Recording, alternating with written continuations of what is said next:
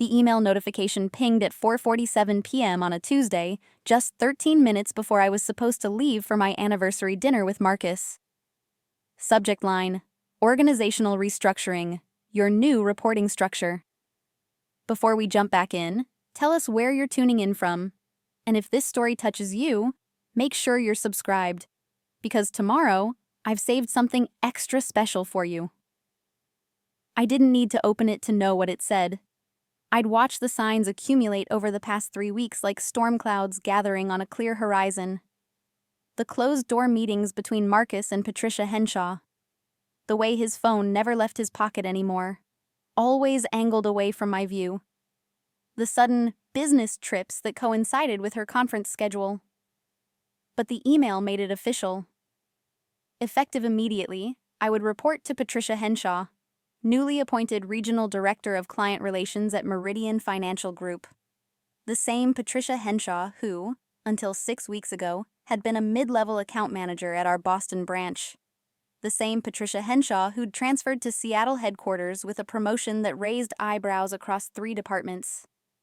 The same Patricia Henshaw who was sleeping with my husband. I clicked the email open anyway, scanning the corporate language that dressed up betrayal in professional terminology. Synergy, strategic alignment, leveraging cross-functional expertise. The words blurred together as my mind cataloged the evening ahead. The reservation at Kenlis I'd made 2 months ago. The vintage Bordeaux I'd had the sommelier set aside. The envelope in my purse containing 2 tickets to Paris, the city where Marcus had proposed 7 years ago. Did you get the email? I looked up to find Diane from accounting hovering at my cubicle entrance, her expression a mixture of sympathy and barely concealed curiosity.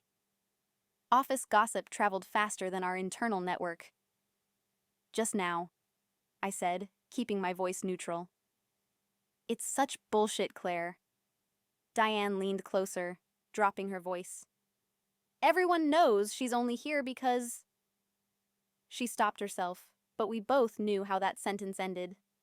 Because Marcus Chen, Senior VP of Corporate Strategy and the heir apparent to the CFO position, had personally requested her transfer. Because she had certain skills he valued, though none of them appeared on her resume. Because my husband, who controlled enough budget allocation to make or break careers, had decided to install his mistress as my direct supervisor. The brilliant thing about it, from his perspective, was that I couldn't complain. Not without looking petty, not without admitting I knew about the affair, not without jeopardizing my own career at a company where I'd spent 9 years building my reputation. Marcus had backed me into a corner wrapped in corporate policy and tied with a bow of plausible deniability. I need to get going, I told Diane, shutting down my computer. Anniversary. Dinner. Her eyes widened slightly. Tonight? But doesn't he know about the restructuring? He probably knows more about it than I do. I gathered my things slowly, deliberately. My leather portfolio, a gift from Marcus on our 5th anniversary. My phone, registered under his corporate account. My building access badge, with his emergency contact information on the back. 7 years of marriage wrapped up in small objects that suddenly felt like chains. The drive home took 40 minutes through Seattle's rush hour traffic, giving me plenty of time to think. Our condo in Capitol Hill, purchased 3 years ago, was also in both our names. Joint checking accounts, shared investments, combined credit cards. We'd built a life together with such careful financial entanglement that separation would require surgical precision. Or a demolition crew. Marcus was already home when I arrived, his Mercedes occupying its usual spot in the garage. I found him in our bedroom, adjusting his cufflinks in front of the full-length mirror. He'd changed into the charcoal suit I'd helped him pick out last month, the one that made his shoulders look broader and softened the gray starting to show at his temples. "You're home," he said, turning with a smile that might have looked genuine if I didn't know him so well. "I was worried you'd be late." "Just made it." I set my bag on the dresser, watching him in the mirror's reflection. Busy day at the office. Lots of changes. Something flickered across his face. Guilt, maybe, or calculation. Right. The restructuring. I meant to call you about that. Did you? Preparing and narrating this story took us a lot of time, so if you are enjoying it, like this video, it means a lot to us. Now, back to the story. Claire. He turned to face me fully now, his expression arranging itself into what I'd come to recognize as his boardroom sincerity. I know the timing isn't ideal, with tonight being our anniversary and all, but this is really a good opportunity for you. Patricia has extensive experience with major client accounts. You'll learn a lot from her. The audacity of it stole my breath for a moment. Not just the lie, but the expectation that I would accept it, smile, and play along with the charade. Preparing and narrating this story took us a lot of time, so if you are enjoying it, like this video, it means a lot to us. Now back to the story. I'm sure I will, I said carefully. When did you two start working together? Who? You and Patricia Henshaw. His jaw tightened almost imperceptibly. We've collaborated on several projects since she joined the team. She's very talented. I'm sure she is. The silence that followed stretched thin between us, filled with everything we weren't saying. Finally, Marcus cleared his throat. We should get going. Reservations at 7. I changed into the emerald dress I'd bought specifically for tonight, the one that cost more than my first car and looked like liquid silk against my skin. I applied makeup with steady hands, covering the dark circles that had become permanent fixtures over the past month. I fastened the diamond earrings Marcus had given me on our wedding day. Conflict-free stones, he'd assured me, as if that made them more valuable than the vows we'd exchanged. The woman staring back at me from the mirror looked polished, professional, completely in control. She looked like someone who had her life together, not someone whose husband had just made his mistress her boss. I looked like a liar. Canlis occupied a mid-century modern building overlooking Lake Union, all floor-to-ceiling windows and understated elegance. The kind of place where senators dined with tech billionaires, where deals worth millions got sealed over dry-aged ribeye and bottles of wine that cost more than most people's rent. We'd come here for every anniversary since our wedding. It had become our tradition, our touchstone, the one evening a year when we remembered why we'd chosen each other in the first place. Tonight, it felt like a funeral. Our table overlooked the water, the city lights beginning to sparkle in the gathering dusk. Marcus ordered the wine, a different vintage than the one I'd selected, I noticed, and made small talk about the weather, an upcoming merger, his mother's plans to visit in August. I let him talk, observing him the way I might study a stranger. At 42, Marcus was objectively handsome, sharp features, dark eyes, the kind of casual confidence that came from never having to question his place in the world. He'd grown up in Seattle's East Side suburbs, the son of immigrants who'd built a successful import business. Stanford for undergrad, Wharton for his MBA. He'd been recruited by Meridian straight out of business school and had been climbing the ladder ever since. I'd met him at a company retreat in Whistler, back when I was still a junior analyst, and he was already making waves in strategy. He'd approached me at the welcome reception, complimenting my presentation on portfolio diversification. We'd talked for hours that first night, discovering we'd both grown up in Washington. Both loved hiking. Both had complicated relationships with our immigrant parents' expectations. He'd seemed different then. Or maybe I'd just been better at lying to myself. You're quiet tonight, Marcus observed, refilling my wine glass. Everything okay? Just thinking. About? I took a sip of wine, letting it roll over my tongue. It was excellent, complex, well-balanced, probably $200 a bottle. Do you remember our wedding day? His expression softened. Of course, best day of my life. Mine too, I set down my glass. We got married at the Arboretum. Cherry blossoms everywhere. Your mother cried through the entire ceremony. She still brings it up at every family dinner. We promised each other honesty that day. Do you remember that? It wasn't part of the traditional vows, but we added it in.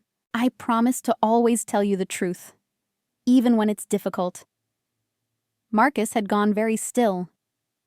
Claire, how long have you been sleeping with her? The question landed like a stone thrown into still water, sending ripples of tension across the table. Around us, other diners continued their meals, oblivious to the small detonation happening in our corner. I don't know what you're talking about, Marcus said, but his voice had lost its certainty. Patricia Henshaw. I kept my tone conversational, as if discussing the weather. Mid-30s, ambitious, transferred from Boston 6 weeks ago. Your meetings with her started 3 months before that. I checked the travel logs. Boston trip in February, supposedly for the Fitzgerald account. Another one in March. Then she shows up here with a promotion that bypassed 3 more qualified candidates. You've been spying on me? I've been paying attention. There's a difference. He looked around nervously, conscious of our public setting. This isn't the time or place. Our anniversary dinner? I thought it was perfect timing. I leaned back in my chair, amazingly calm. Tell me, when did you decide to make her my boss? Was it before or after you started fucking her? Lower your voice. Why? Worried someone might hear? Worried it might affect your reputation? I smiled, and it felt like glass breaking inside my chest. Here's what I can't figure out. Was the goal to make me quit? Or do you just enjoy the humiliation? It's not like that. Marcus ran his hand through his hair, a nervous gesture I'd seen 1,000 times. The promotion was legitimate. Patricia earned it based on her performance. Of course she did. I picked up my glass again, studying the wine's deep red color in the candlelight. I'm sure her performance reviews were very thorough. God, Claire, do you hear yourself? You sound paranoid. It was a good move, actually, flipping it back on me, making my reasonable suspicions sound like unhinged jealousy. In another context, it might have even worked. But I'd spent the last month doing more than just noticing his late nights and changed passwords. I'd spent it preparing. I want a divorce, I said quietly. The words hung in the air between us, simple and devastating. Marcus's face went through a rapid series of expressions: shock, calculation, something that might have been relief. Claire, let's not be hasty. Hasty? I almost laughed. We've been married 7 years. I've spent the last 2 months watching you dismantle our relationship piece by piece. There's nothing hasty about this. We can work through it, couples therapy, we can make your mistress my boss and pretend it's a normal career opportunity. He had the grace to flinch at that. The timing was unfortunate, but I didn't plan it that way. No? Then explain it to me. Explain how Patricia Henshaw went from a mid-level position in Boston to regional director in Seattle in 6 weeks. Explain the hotel charges in Boston that don't match your conference schedule. Explain why you had her transferred here instead of just ending things. Because I love her. The confession came out rushed, almost defensive. For a moment, I couldn't breathe. Knowing it and hearing him say it were 2 entirely different creatures. How long? I asked. Does it matter? Yes. Marcus sighed, deflating slightly. We met last year at the New England conference. Started as just talking. She understood the pressures of the job in a way that... He stopped, perhaps realizing that finishing that sentence would be even more damaging. In a way that I don't, I finished for him. Because I'm just a senior analyst, not a fast-track executive like you. That's not what I meant. But it's what you think. I could see it now, the narrative he'd constructed to justify the affair. I'd become the obstacle in his story, the wife who didn't understand his ambition, who couldn't keep pace with his rising trajectory. When did you decide you wanted out of our marriage? It's not that simple. It really is. I reached into my purse, pulling out the envelope I'd prepared that morning. Not the Paris tickets. Those had gone in the trash. This was something else entirely. These are divorce papers. My lawyer says we can do this amicably, or we can do it the hard way. Your choice. Marcus stared at the envelope like it might bite him. You came to our anniversary dinner with divorce papers. I came prepared for honesty. You gave it to me. Now I'm returning the favor. He didn't take the envelope. Instead, he reached for his wine, draining half the glass in one swallow. You realize this will affect your position at Meridian. There it was, the threat lurking beneath the surface. Are you saying you'll fire me? I'm saying that divorce is messy. People take sides. It might be awkward for you to continue in your current role. How convenient. You get to keep your career, your mistress, and your reputation, while I'm the scorned wife who couldn't handle the restructuring. I placed the envelope on the table between us. Here's what's going to happen instead. You're going to take these papers. You're going to sign them. We're going to split our assets exactly down the middle, as outlined by my lawyer. And neither of us is going to say a word about the affair. And if I don't agree? I met his eyes across the table, letting him see the steel beneath my calm exterior. Then I make copies of your text messages with Patricia. Yes, I have them. And I send them to HR, to your boss, and to every board member at Meridian. I'm fairly certain that senior executives who conduct affairs with subordinates and then promote them over more qualified candidates violate about 6 different company policies. The color drained from his face. You're bluffing. Try me. We sat there in silence, the weight of 7 years and 1,000 broken promises pressing down between us. Around us, other couples celebrated birthdays, closed business deals, fell in love. Our waiter approached, took one look at our faces, and quietly retreated. Finally, Marcus reached for the envelope. You've changed. No, I said. I just stopped pretending I hadn't. He didn't open it, just held it like it might burn through his fingers. What happens now? Now. I go home. You go to Patricia's place, or wherever you've been staying when you claim to be working late. Tomorrow, I report to my new boss with a smile on my face and professionalism in my heart. And you stay far away from me unless absolutely necessary. Claire, I'm not done. I leaned forward, keeping my voice low and clear. You made a mistake when you put her above me at work, Marcus. You thought it would break me, or make me quit, or prove to yourself that I was somehow lesser. Instead, you just gave me motivation. Motivation for what? I stood, gathering my purse. To show you exactly who you underestimated. I left him sitting there, surrounded by the wreckage of our marriage and an unopened envelope of divorce papers. The valet brought my car around. A modest Honda Accord. Practical and unremarkable. The kind of car that blended into traffic and never drew attention. I'd bought it 3 years ago, right around the time I'd started to suspect that something in our marriage was shifting. Insurance, I'd told Marcus, in case one of our cars was in the shop. Really, it had been the first step in a longer plan, one I'd hoped I'd never have to implement. The thing about being underestimated is that people tell you things they shouldn't.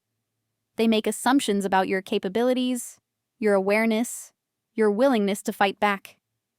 Marcus had always seen me as the junior partner in our relationship. Less ambitious, less ruthless, less strategic.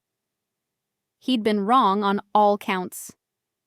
I drove north toward Fremont, away from our condo in Capitol Hill. I'd been staying at a friend's apartment for the past week, telling Marcus I needed space to think. Really, I needed space to prepare. My phone buzzed with a text from Marcus. We need to talk about this rationally. I deleted it without responding. Another text. Claire, please, don't do anything rash. Deleted. A third. I still care about you. That hasn't changed. I turned off my phone. The apartment belonged to Rebecca Song, my best friend since college and a corporate attorney at one of Seattle's most prestigious firms. She wasn't home when I arrived, working late, as usual, but she'd given me a key and told me to stay as long as I needed. I poured myself a glass of water and stood at the window, looking out at the city lights reflecting off the dark water of the ship canal. Somewhere out there, Marcus was probably calling Patricia, explaining what had happened, strategizing their next move. They'd be wondering how much I really knew, what evidence I actually had, whether I was bluffing about the text messages. I wasn't bluffing. 3 months ago, after the second unexplained Boston trip, I'd installed monitoring software on our home computer. Legal in Washington state, according to Rebecca, as long as it was a shared device. The software had given me everything. Emails, texts, calendar entries, even deleted messages he thought were gone forever. I'd read them all. Every "I miss you." Every "can't wait to see you again." Every detailed plan for their future together, including discussions about whether I would be reasonable about the divorce or if they'd need to handle me carefully. That had been the phrase that crystallized my resolve. Handle me carefully. As if I were a problem to be managed, rather than a person who'd been betrayed. My phone buzzed again. Not Marcus this time. Rebecca. Drinks tomorrow after work? You're going to need them for your first day reporting to she who shall not be named.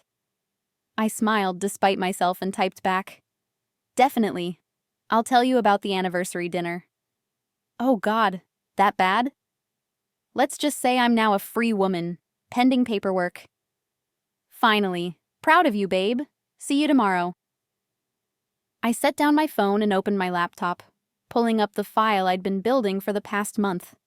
It was labeled Meridian Career Development, innocuous enough that Marcus wouldn't have thought twice if he'd seen it. Inside were hundreds of pages of documentation, research, and strategy. Because while Marcus had been busy installing his mistress as my supervisor, I'd been busy learning everything I could about Patricia Henshaw. She'd started at Meridian 5 years ago after a brief stint at Goldman Sachs. Solid performance reviews, no disciplinary issues, but also no standout achievements that would justify her rapid promotion.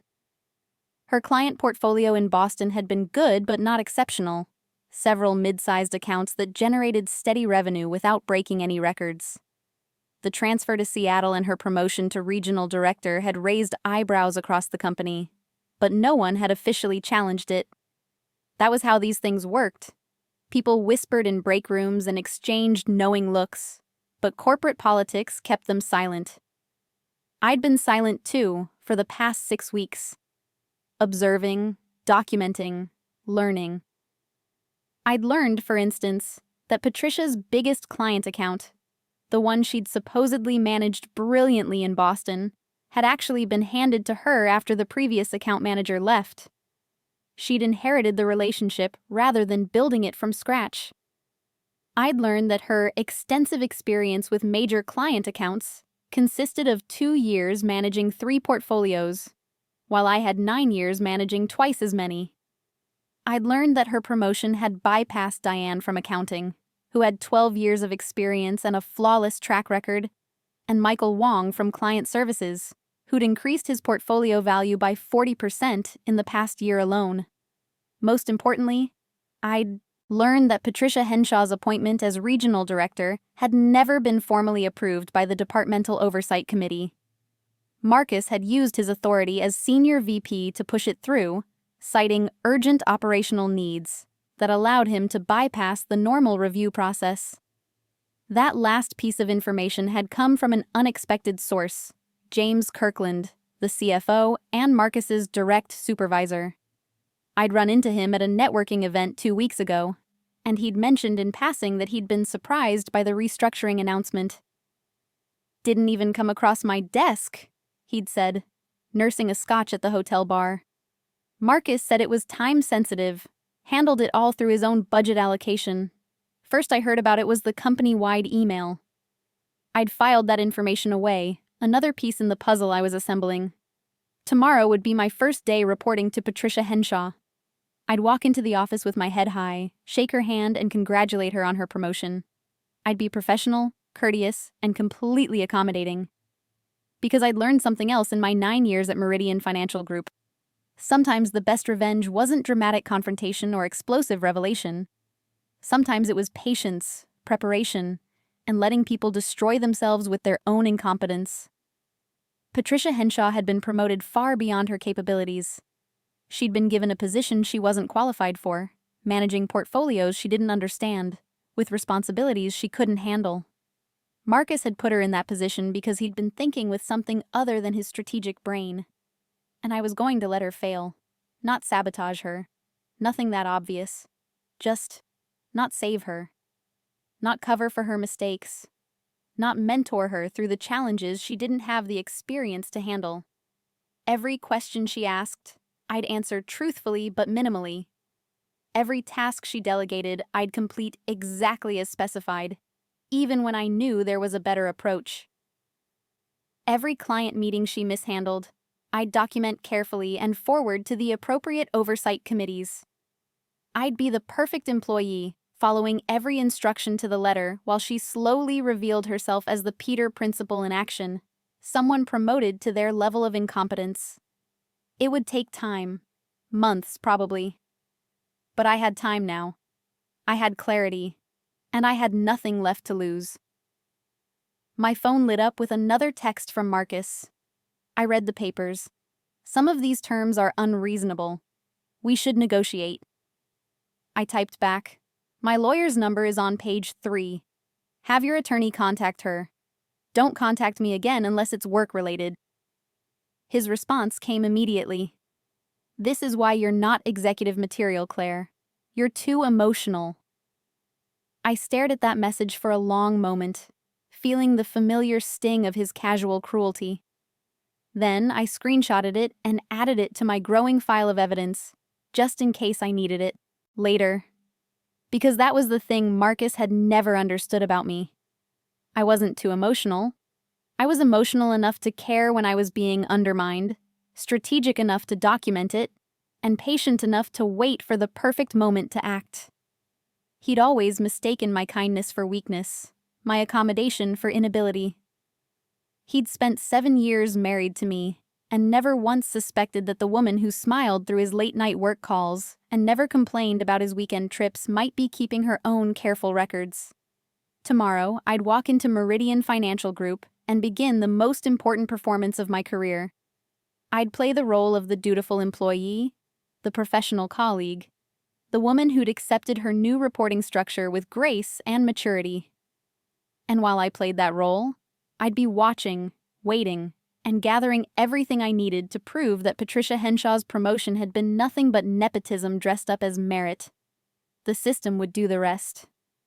I closed my laptop and pulled out my phone, scrolling through my contacts until I found the name I was looking for. Sarah Chen, Marcus's younger sister and one of the few members of his family I'd genuinely connected with. She worked in HR at a different company but knew plenty of people at Meridian. "Hey Sarah," I typed. "Know we haven't talked in a while, but wondering if you're free for coffee this week? Need some career advice?" Her response came within minutes. "Of course. Thursday work? Also, Marcus mentioned you two are having some issues. I'm sorry, Claire. Whatever happened, know that I'm here if you need to talk." I smiled at that. Sarah had always been the straight shooter in the Chen family, the one person who'd never bought into Marcus's carefully constructed image of perfection. If anyone would believe me about what he'd done, it would be her. But I wasn't ready to play that card yet. First, I needed to establish my own credibility, separate from the drama of our failing marriage. I needed to be seen as a professional who was handling a difficult situation with grace, not a scorned wife lashing out in revenge. "Thursday's perfect," I wrote back. "And thanks. It's complicated, but I'm dealing with it." "You're stronger than you know," she replied. "See you Thursday." I set down my phone and walked to Rebecca's spare bedroom, where I'd been sleeping for the past week. My suitcase sat in the corner, still half-packed, a physical reminder that my life was in transition. Tomorrow, I'd need to figure out more permanent housing, start the process of truly separating my life from Marcus's. But tonight, I let myself feel the weight of what I'd just done. 7 years of marriage, ended over wine and divorce papers at our anniversary dinner. It should have felt more dramatic, more final. Instead, it felt like closing a book I'd stopped enjoying chapters ago, finally admitting that no amount of hoping would change the ending. I lay in bed staring at the ceiling, replaying the conversation at Canlis. Marcus's face when I'd said I wanted a divorce, the way his mask had slipped when I'd mentioned the text messages, the thread about my career, so casual and cruel. "You're too emotional," he'd texted. "No," I thought, pulling the covers up to my chin. "I'm too smart to let you see me coming. Tomorrow would be interesting." Patricia Henshaw had no idea who she was really dealing with. She saw me as the wife, the obstacle that needed to be managed, the complication in her romance with Marcus. She probably thought I'd be emotional, unprofessional, maybe even hostile. She'd be wrong on all counts. I'd be the model employee. Respectful, accommodating, always available to answer questions or provide context on my accounts. I'd make it impossible for her to claim I was being difficult or insubordinate. And when she inevitably stumbled, when she made decisions that cost the company money, or mishandled client relationships, or revealed the gaps in her experience, I'd be there to document every moment with clinical precision. Not for revenge, for justice. There was a difference, and I was determined to stay on the right side of it. My phone buzzed one final time. Another text from Marcus. "I never meant to hurt you." I turned off my phone without responding. Intentions didn't matter anymore. Actions did. And his actions had spoken clearly enough. I was done being handled carefully. Done being underestimated. Done playing the role of the supportive wife who didn't make waves or ask uncomfortable questions. Tomorrow, I started playing a different role. The professional who refused to quit. The employee who followed every rule. The woman who documented everything and waited for the system to correct itself. Patricia Henshaw wanted to be my boss? Fine. She'd learn that managing someone who knows more than you, who's documented your every shortcoming, who's waiting patiently for you to fail on your own merits, that's much harder than sleeping her way to a promotion. And Marcus wanted to protect his career while pushing me out? He'd learned that threatening someone with nothing left to lose was the worst strategic move he could have made. I closed my eyes, finally allowing myself to rest. Tomorrow would be the first day of whatever came next. I didn't know exactly what that looked like yet, but for the first time in months, I felt like I was the one writing the story instead of just playing a supporting role in someone else's narrative. That feeling alone was worth every uncomfortable moment ahead. The game had changed. The players were still the same. But now I knew all the rules, and I was done playing to lose. The first day reporting to Patricia Henshaw began with a smile. I arrived at Meridian's downtown Seattle office at 7:45 a.m., 15 minutes earlier than usual. The building's glass facade reflected the gray morning sky, and I could see my own reflection staring back. Composed, professional, ready. I'd chosen a navy, blazer and cream blouse, conservative and competent. The armor of someone who had nothing to hide. Patricia's office was on the 14th floor, corner position with views of Elliott Bay. My old supervisor, Tom, had occupied a modest interior office on 12. The upgrade spoke volumes about Marcus's influence and the favoritism baked into her promotion. I knocked at 8:02 a.m., exactly 2 minutes after her scheduled arrival time. "Come in." Her voice carried the crisp confidence of someone who'd never questioned whether they deserved to be in the room. Patricia Henshaw was younger than I'd expected, 34 according to her employee file, though she could have passed for younger. Blonde hair styled in that effortless way that actually required significant effort. Designer suit that probably cost more than my monthly car payment. The kind of polished perfection that came naturally to women who'd never had to doubt their worth. She looked up from her computer, and I watched recognition flicker across her face. She knew who I was. Of course she did. Marcus would have told her everything. The wife who was being difficult about the divorce. The obstacle in their happily ever after. Claire Morrison. I extended my hand, keeping my expression neutral. Thought I'd stop by and introduce myself before the morning rush. She stood, and I noted she was taller than me by at least 3 inches, even without the heels. "Patricia Henshaw, please sit." Her handshake was firm, professional, but I felt the slight hesitation before she made contact. "I've heard good things about your work." "From Marcus?" The question hung between us, direct and unavoidable. Patricia's smile tightened slightly. "From several people, actually. Your client retention rates are impressive." 9 years will do that. You build relationships." I settled into the chair across from her desk, crossing my legs. "I understand you transferred from Boston. How are you finding Seattle?" "It's an adjustment. Different pace than the East Coast." She pulled up something on her computer, creating a shield of professionalism between us. "I've been reviewing your portfolio. The Henderson account is coming up for renewal next month. Walk me through your strategy." For the next 40 minutes, we discussed my accounts with the careful courtesy of 2 people pretending they didn't share a massive secret.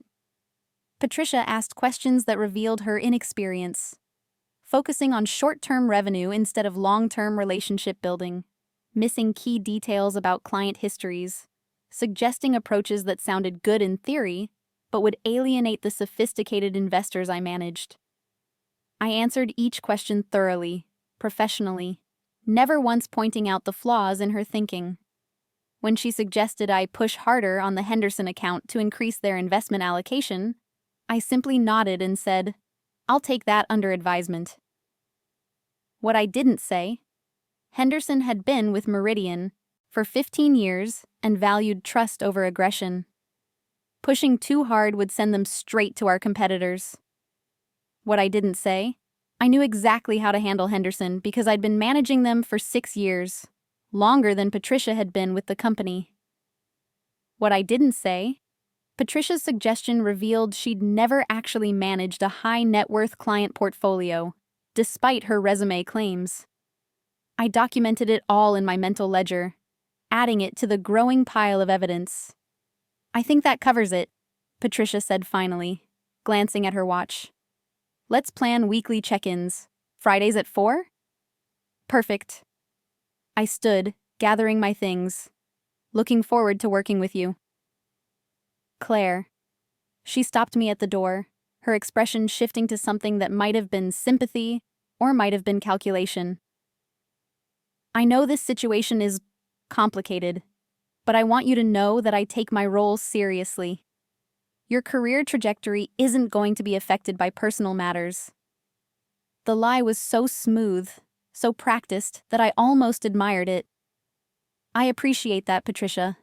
Professionalism is important to me too." I walked back to my desk on the 12th floor, sat down, and opened a new document labeled Management Notes, Henshaw. Then I recorded everything from our meeting: her questions, her suggestions, the gaps in her knowledge, the timeline of when each weakness had been revealed. Not sabotage, documentation. The next 6 weeks followed a similar pattern. Patricia would make suggestions that sounded strategic, but were actually problematic. I would implement them exactly as directed, watching as they created small cracks in client relationships. Nothing dramatic, just subtle erosions of trust, tiny miscalculations that added up over time.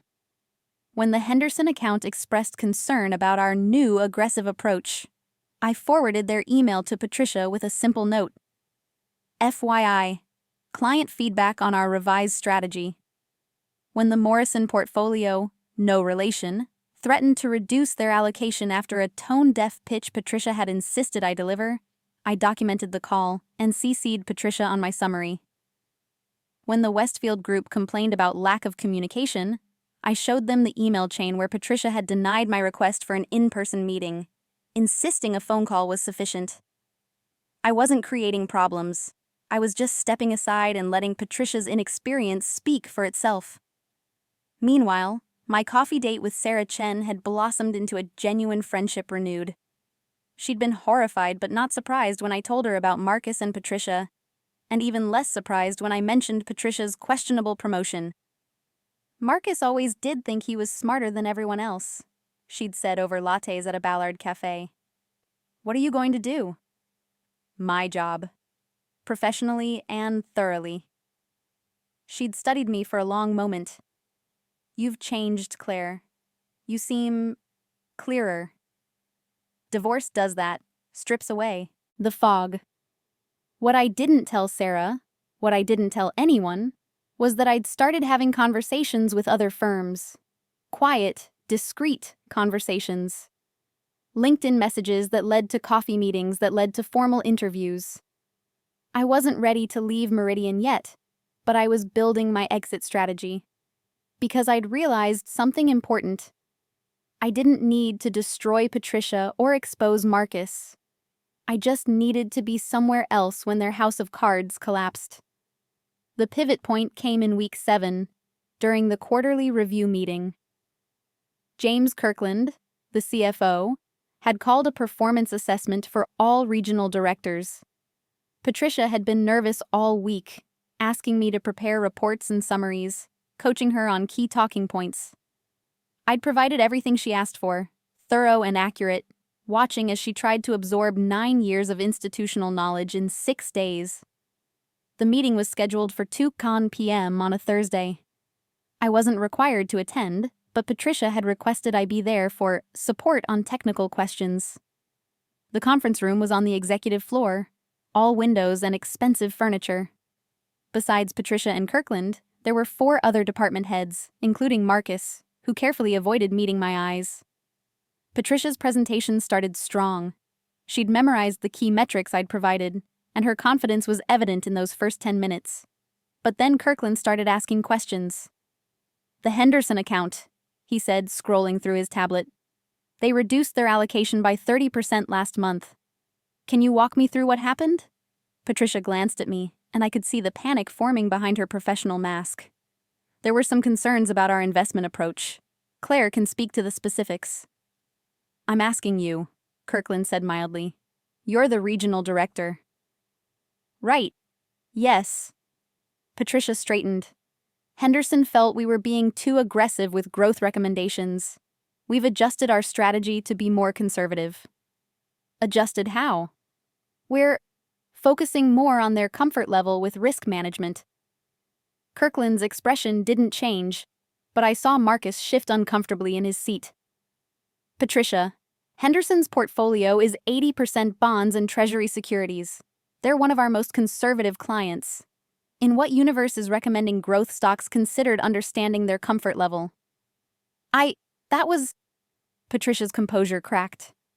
We were trying to maximize their returns. By ignoring 15 years of documented client preferences? Kirkland set down his tablet. Who suggested the strategy change? This was it. The moment where Patricia could throw me under the bus, claim I'd misunderstood her directions, that I was being insubordinate or difficult. I sat very still, waiting.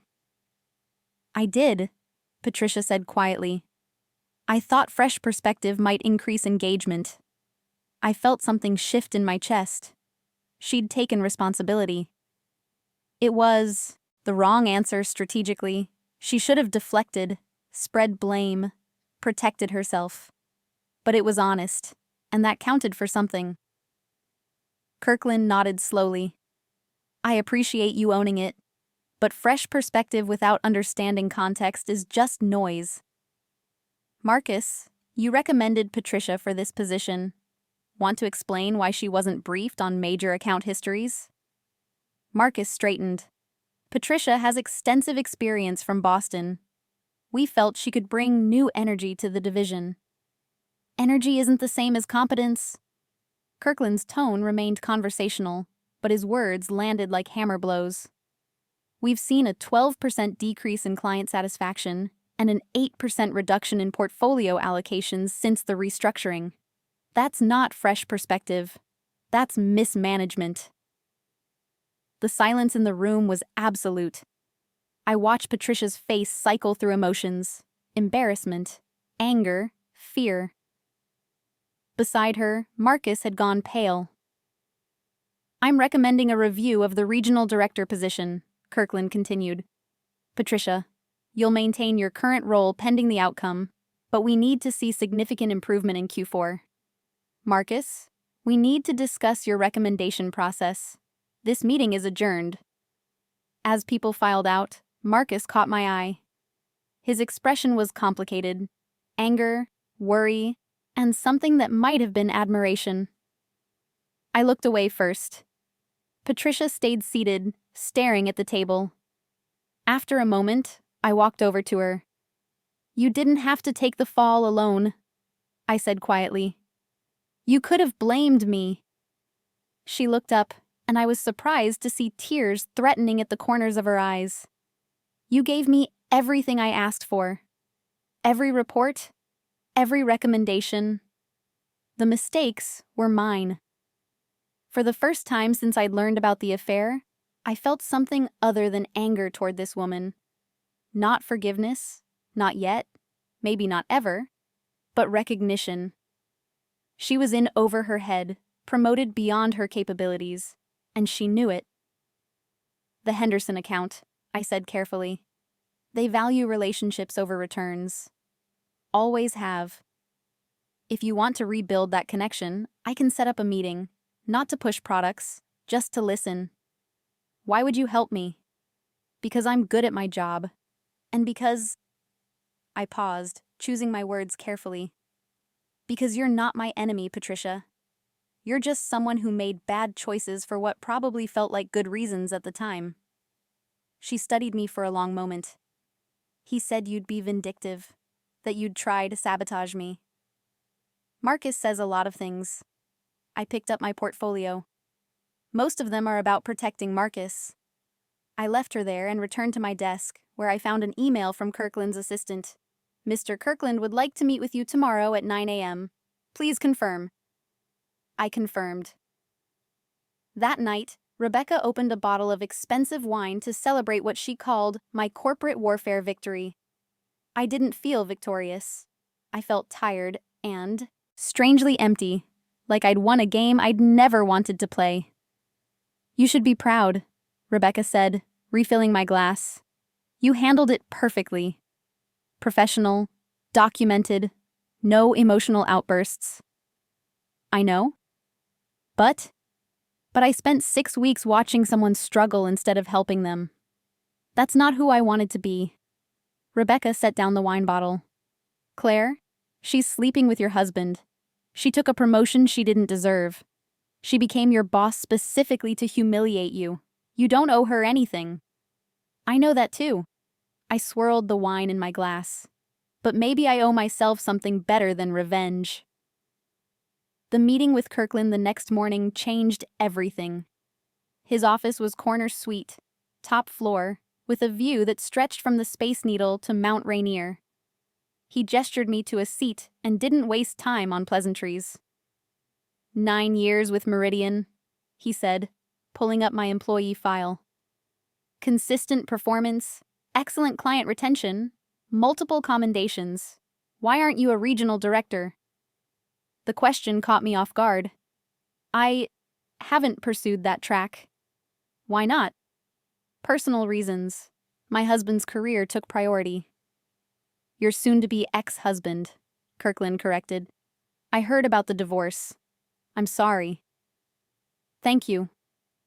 He leaned back in his chair, studying me. I'm going to be direct, Claire. Patricia Henshaw's promotion was pushed through by Marcus Chen without proper oversight committee approval. That's a violation of our management protocols.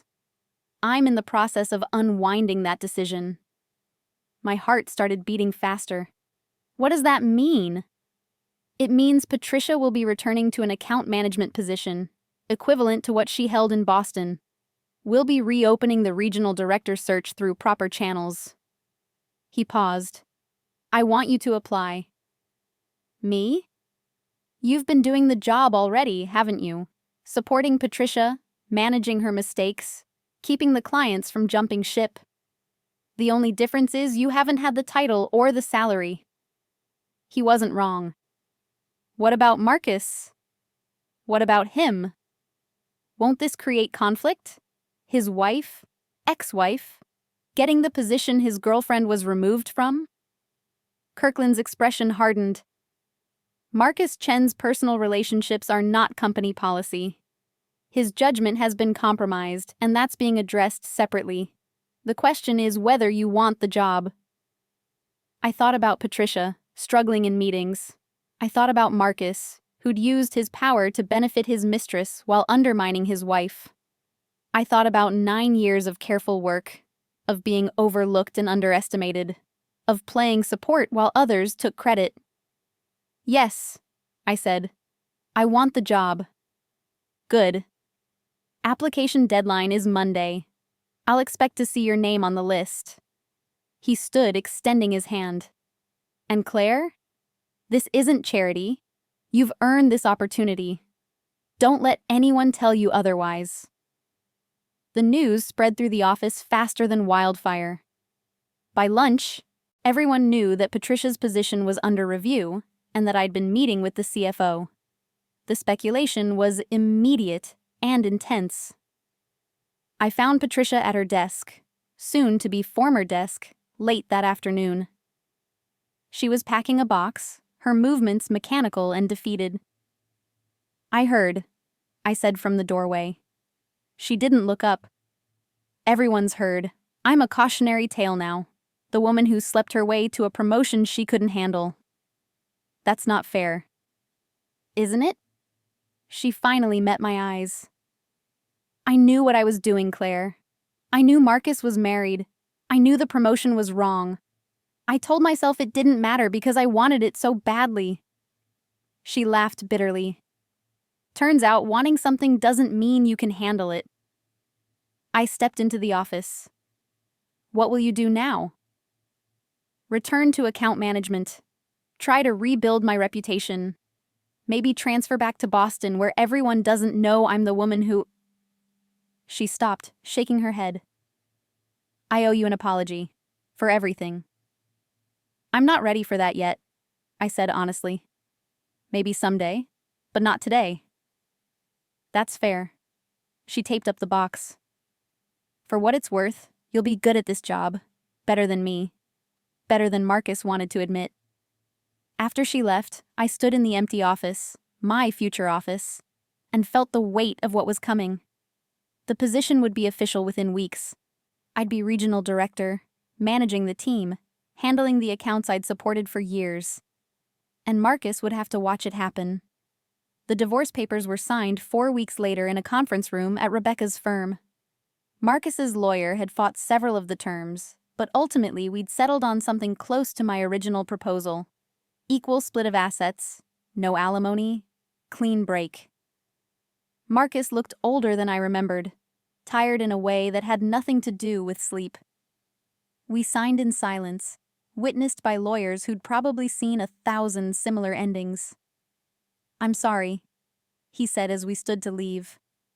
For what it's worth.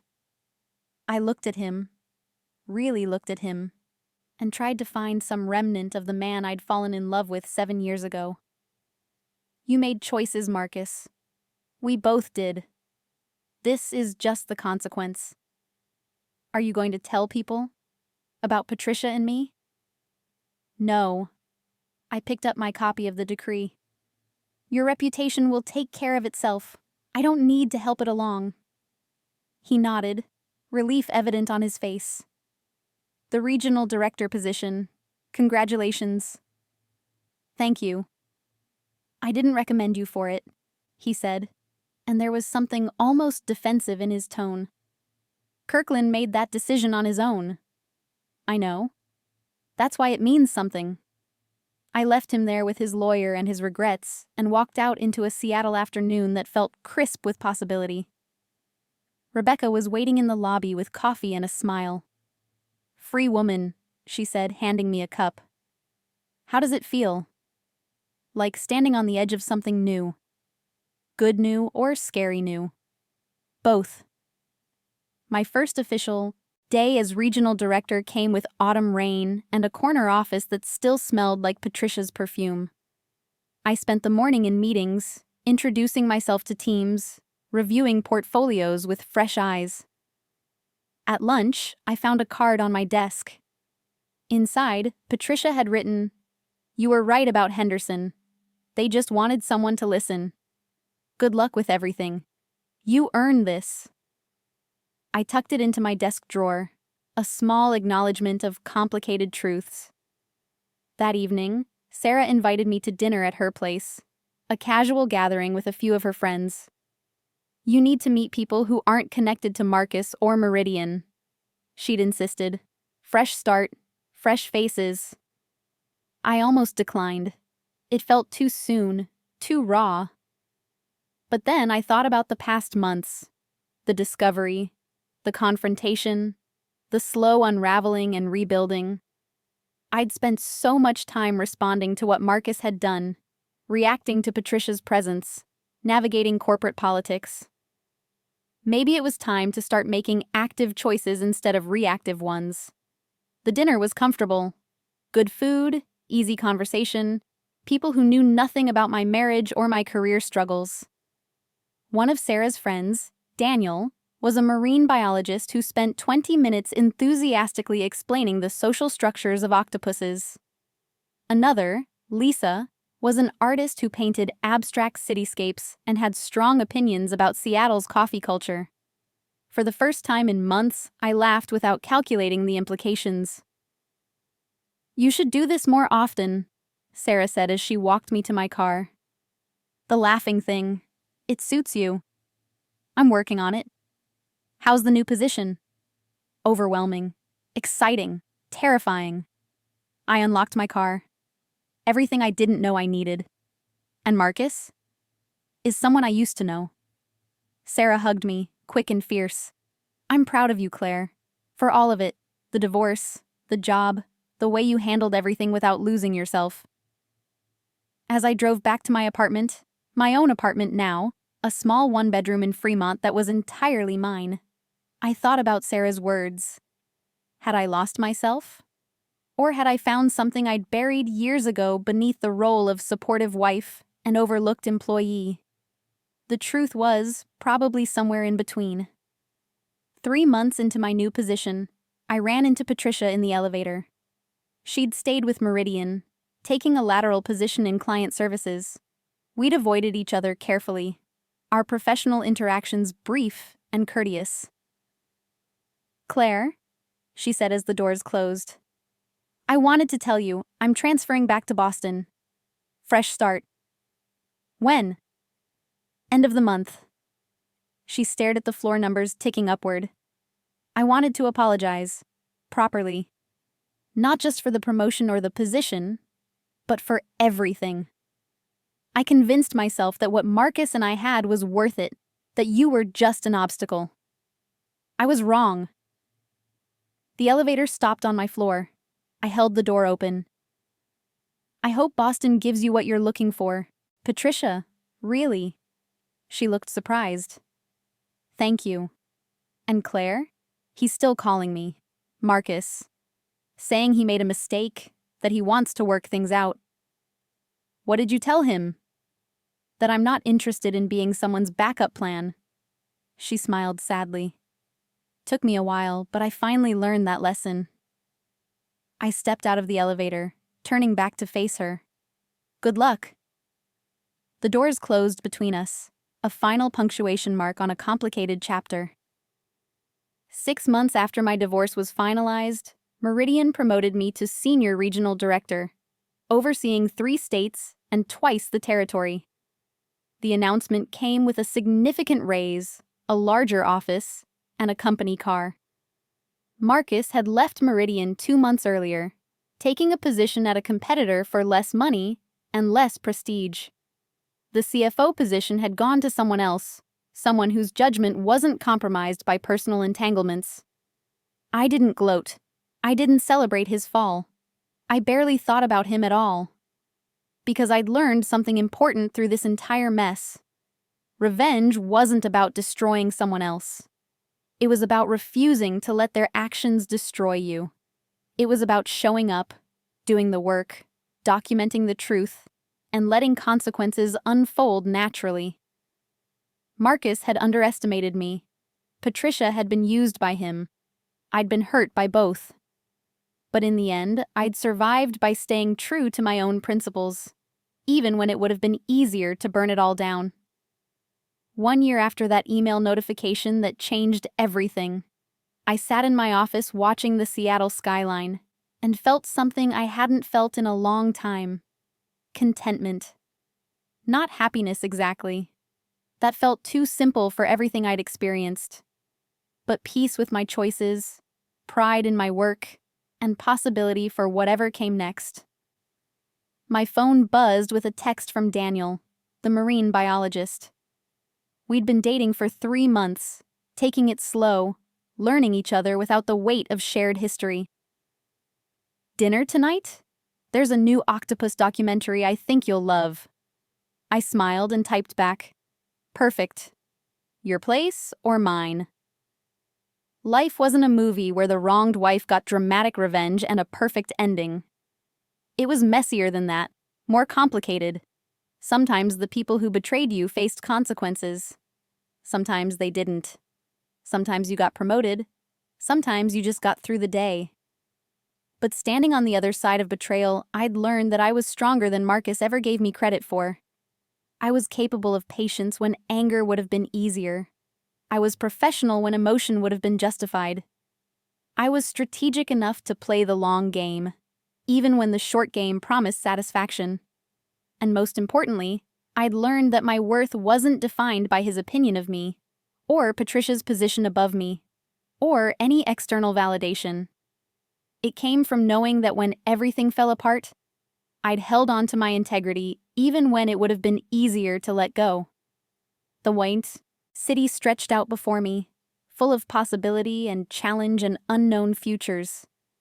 Somewhere out there, Marcus was probably still making excuses, and Patricia was probably still rebuilding her life.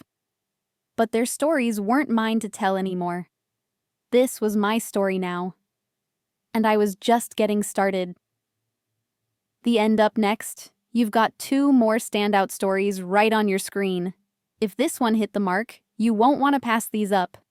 Just click and check them out. And don't forget to like, subscribe, and turn on the notification bell so you don't miss any upload from us.